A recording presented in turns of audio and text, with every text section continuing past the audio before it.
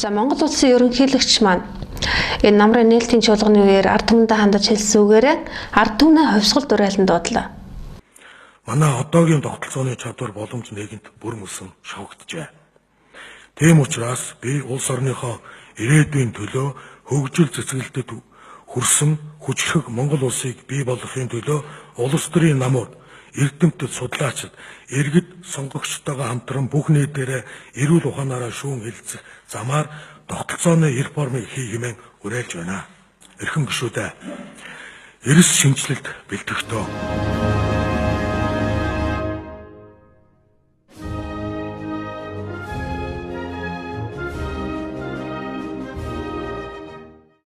хорвоог цэвэрлэх хоёрхан зам байдаг гэж би боддог. Нэг нь бол хурц ил дээр, хоёр дахь нь хулсан бэрээр, гурав дахь зам байхгүй. Тэгэхээр эсвэл дайтах уу, эсвэл гэгэрх үү? Энэ хоёр зам байхаас гурав дахь зам байхгүй гэдгийг шашин соёлын зөвлөх нь хэлээд байна. Гурав дахь зам байхгүй. Энэ тогтолцоог засах цорын ганц үлдсэн зам юу вэ гэхээр зэрэг соён гэгэрлэр бид нар энэ байдлыг засах нэ. За тэгвэл өнөөдрийн дампуурлыг туйлданд тулгацсан одоо дампуурлын туйлд тулаад ирчихсэн байгаа. Энэ тогтолцоонд аль биесний соён гэгэрүүлэгчид байгаагүй юм уу гэвэл байсан байгаа дээ.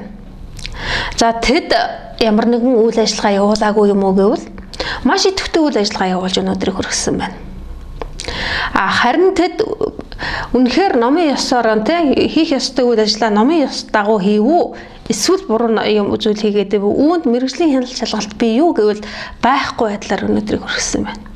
Тэгвэл энийг мэргэжлийн хяналт байлгаж болох уу гэдэг асуудлыг нийгэмд хөндөж энэ сэдвийг хөндөж ярих боломж бас хаалттай байсаар өнөөдрийг хүргэсэн байна.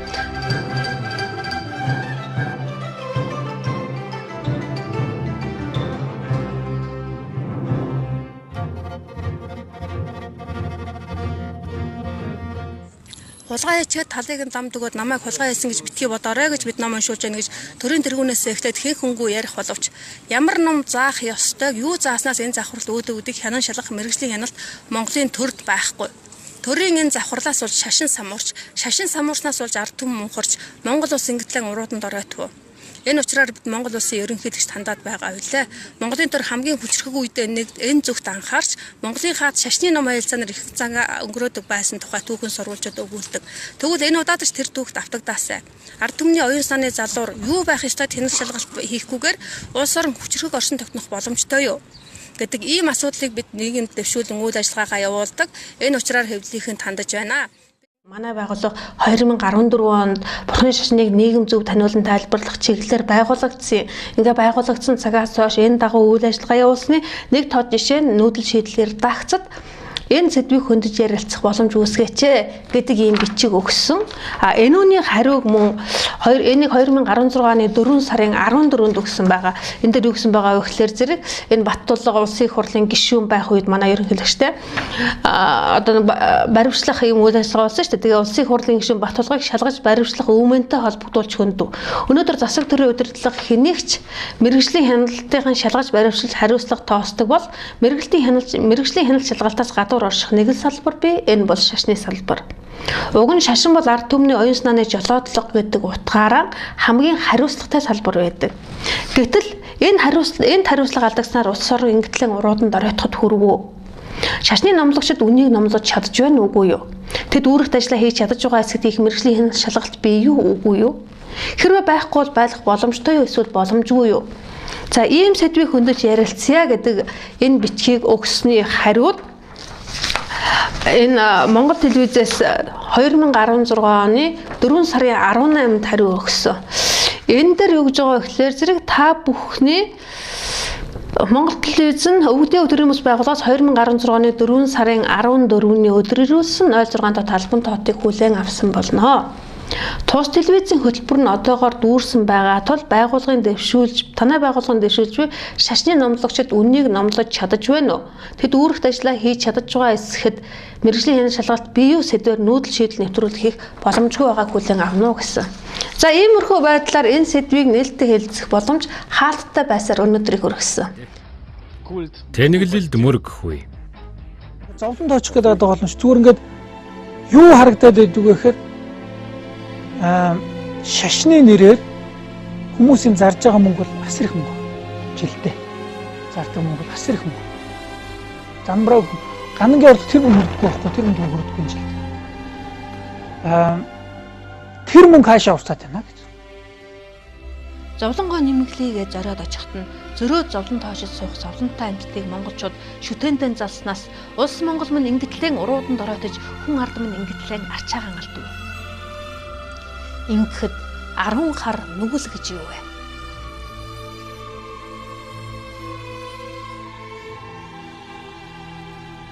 Өнөөдөр зүгээр хүмүүсийн андуурдаг зүйл нь бол одоо ингэ зовлонд очихлон болгож. Мөнгөтэй л гэдэг ганд тэгтэл. Тэгээ яг үнэнд гандан баг ашиггүй ажилтдаг шүү дээ. Гандан ашиг тооцож. Ашигын төлөө зовлон тоочж суух газар мөн үү? Үүнээс цааш доройтож болохгүй. Энэ дэр цэг тавих хэрэгтэй болж байгаа байхгүй юу? Тийм учраас энэ дэр цэг тавья. Одоо энэс цааш Бурхан багшийн нэрээр хэн дуртай нь юу дуртайгаа номлож ард түмнийг мөнхруулж идэг энэ үйл ажиллагаанд цэг тавих шаардлагатай. Энэ зовлонгийн туйлд цэг тавих хэрэгтэй. Энэ үднээс манай байгууллага энэ 2018 оны 7 сарын 9-нд гандан төслийн эдийн захиргаанд хандаж бичиг өгсөн байгаа. За энэ дээр бол энэ та нар ард түмнийг хурааж буян үйлдүүлэх тусам зовлон аривдах тул буян гэж нүгэл үйлдэх бусрам үг үйлдэлэн зогсоо. Түүний тулд Бурхан багшийн 4 үнний сургаалыг үнэн мөнөөр нь номлол. Хоёрдугаарх нь улс орны байдлыг ингэтлэн доройтуулж ард долныг туйлдуулсан гэмт үйлдэлтэй хариуцлага хүлээж Монголын ард түмний өмнө нүглээ намын чилгээдэг ийм шаардах бичиг өгсөн. Үүний хариуг авахаар 7 сарын 15-нд очиход энэ бол байгууллагыг бүтгэн доромжилсан хэрэг шүүх цагдаагаар шийдэгдэх хэрэгээ манай хуулийн зөвлөгтэй уулзсан. Ингээд Монгол улсын ерөнхийлөгч тандсан. Монголын Бурхны шашинтны төв гандан тэгшлэн хэд нэртэй хууль шүүх, хуульч цагдаагаар хамгаалагдсан хэдэн хүнийг бий гүтгэх хэсэг нь бага хэрэг.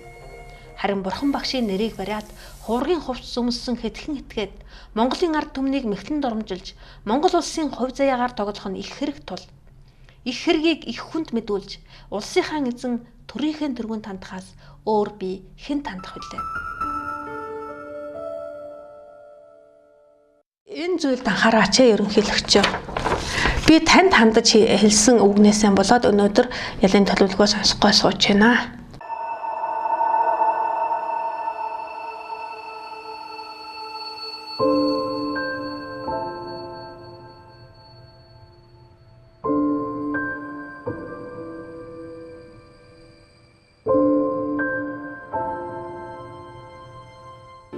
Бурхан өглөө гэж. Гэхдээ та нарыг хэн ийм өргөдмөр өөдгөө амьтад болгоод хайчих вэ? Дэлхийн жишг боловсролын систем гэх энэ албан сургалт өнөөдөр бидний хүүхдүүдийг хэн болгож тавьж байгааг зүгээр хараад сууч чадашгүй, зүрх тэсэшгүй. Бурхан өршөөг.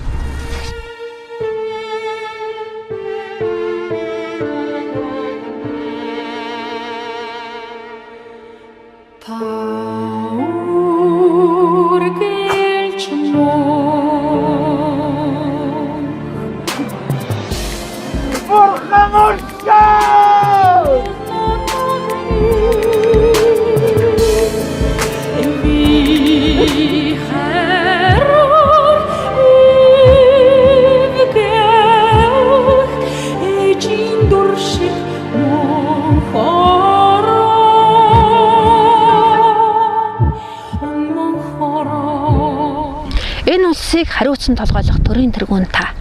Монгол түмний шүтэн болох шашны үйл хэргийг онцгойлон анхаарч таны ард түмэн хэний юуны төлөө залбирч хэнд юунд шүтэж мөргөж байгааг тодруулан сүсгтэн олныхаа уншуулах номын цаад учир утга мөн чанарыг танин мэдэх мөн түмэн олондоо таниулах үйл хэргийг зохион байгуулахгүй бол дарга сайтын үгээр дуулууртаа явж дарга сайд болох мөрөөдлөөр жигүүрлэн дээшлэх манай залуу үеийн тарих толгойд ийм л тарчигхан бодол эргэлдэж энэ насны амьдралаа там болгож эрх хорвоог туулж явна да эрхэм ерөнхийлөгч минь ээ. Өнөхөө намайг дуурлууд агуулж яваагүй бол явлаа гэхэд сундуу сайд ирээгүй бол ирлээ гэхэд сундуугаа сайд биш байсан бол за сайд байлаа гэхэд сундуугаа бэлэг сэлтэнд дуртай хүн байсан бол дургүй байлаа гэхэд шудраг хүн биш байсан бол За бүр болий гэхэд тэр орой би найтайгаагүй байсан бол эсвэл надад нь алгын чинээ нусны алчуур байсан бол өнөөдөр би энд өнчгөн шиг хаачхаа бидэхгүй явахгүй л байсан шүү дээ. Энийг ерөнхийлөгчтэй анхаарахгүй бол те өөр анхаарах юу ч алга байна те. Ийм үүднээс үйл ажиллагаа явуулаад ерөнхийлөгчтэй хандаж үгэн хүргэсэн энэ зүйлээр минь өнөөдөр намайг ялтан болгоно гэд дэмтэн болгоод энэ нөхрийг эрүүдэн байцаа гачаа гэдэг өргөдөл гаргаад цагдаагийн газар өгсөн байна. Энэ өргөдлийн дагуу би өнөөдөр Баянгол дүүргийн цагдаагийн газарт дуудагдаад байцаагтаад явж байна. За хэдэн сарын хэдний өдөр нийтлэл гаргасан бэ та? Одоо бүхэн шашин чинь хамгийн гол нь гэж байгаа шүү дээ. Хамаг амтныг аварнаа гэсэн буян гэдэг чинь тэндээсээ эхлэх гээд байдаг. Монголчууд дэлхийг аварнаа гэсэн ингээд хүмүүс гараад ирлээ. Одоо энэ дэр нь бүхэн шашнаа зөв тайлбарлахад байна гэж Намсан бууга авч айтайхаа ярианд цуглуулж байгаад ингээд эвлүүлгийг бол 2013 оноос хийж эхэлсэн. 2011-12 оноос Намсан бууга авч руу ерөнхийдөө Twitter, Facebook-ээр нь хандаж ингээд ийм байна гэдгээ хандаад ингээд хамтарч ажилламаар байна гэж зөндөө явж ирсэн.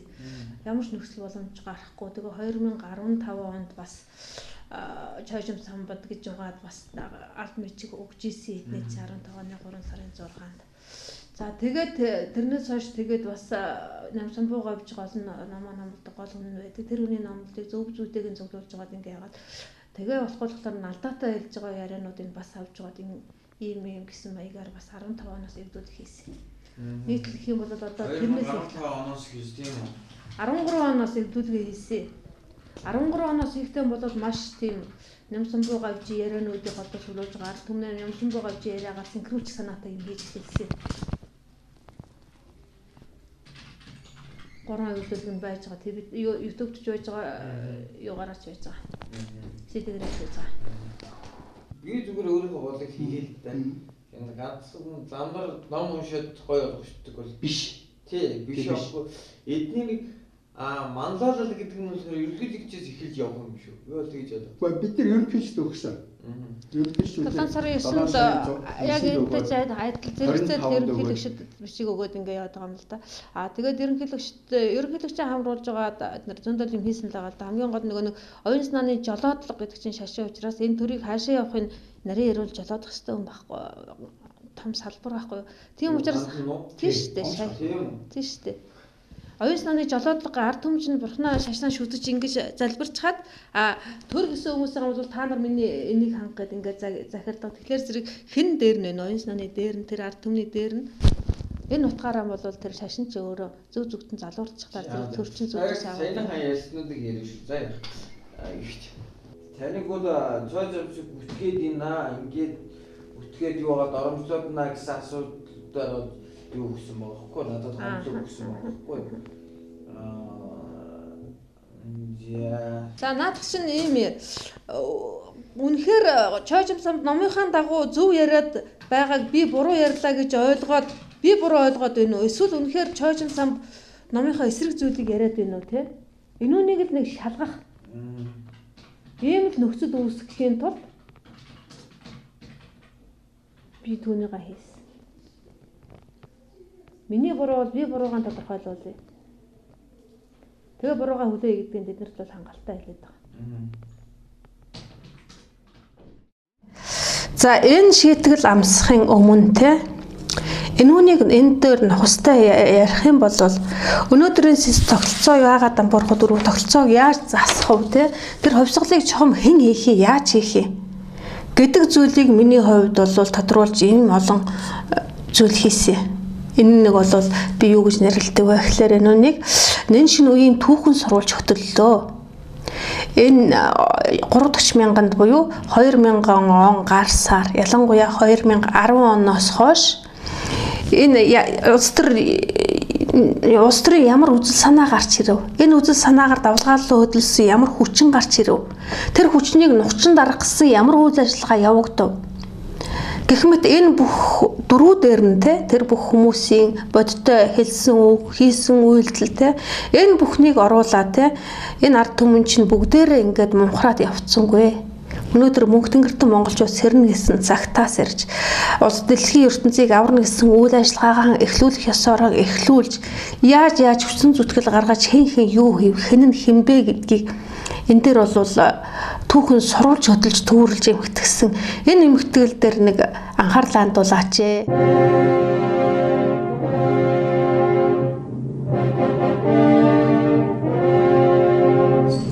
Ойрын хугацаанд бүх нийтийн сүрэлт хүрэх шалтгаан байна. Тийм учраас Монголыг тэнгэрээс дахиад байчиллаа. 3 дахь удаа.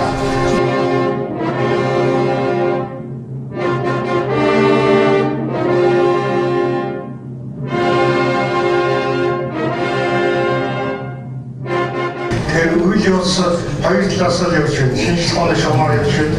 Нэг нь бол тэнгэрээс шугамар явж байна.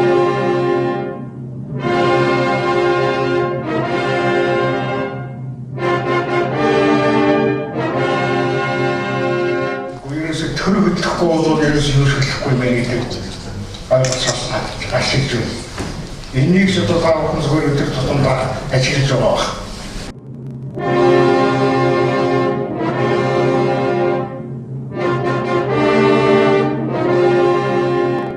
Би ерөнхийлөгчд захиа бичжээ. Дэлхийн сүйд болоод миний ээжний өмнө тэднийг тайлж чадах ба тэгтээ төрөөр зөксөж магадгүй. Тэгэхээр 2018 онд бүх нэг Монголоос нэг гисээ хийх ёстой. Гэсэн доо хоёр талаас төрөл наадгаа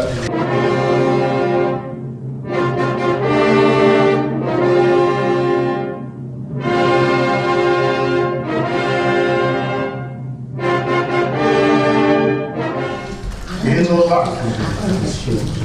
дэлхийн томлоос авах шийдвэрлэх хэмжээний Аумё. Энэ их сайн. 2018 оны зүгээр шинжлэх ухааны үүднээс тосч бас болж байгаа. Энэ шийдвэрлэх юм.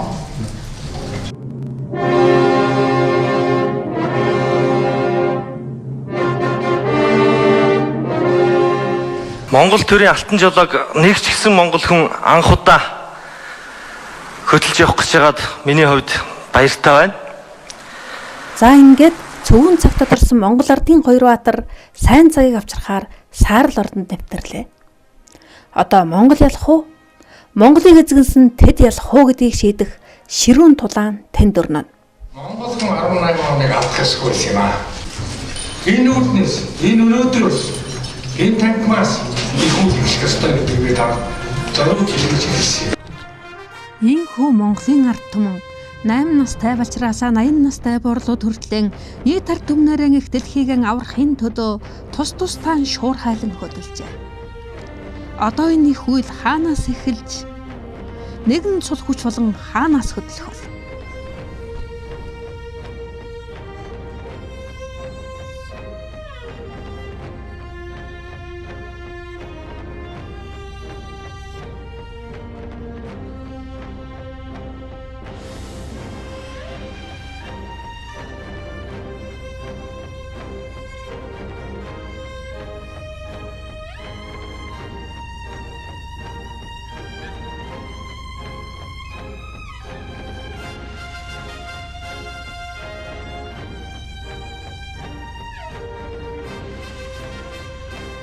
За тэгээд энийг Монголын ард түмэн энэ зүйлийг шүүн тунгаагаасай.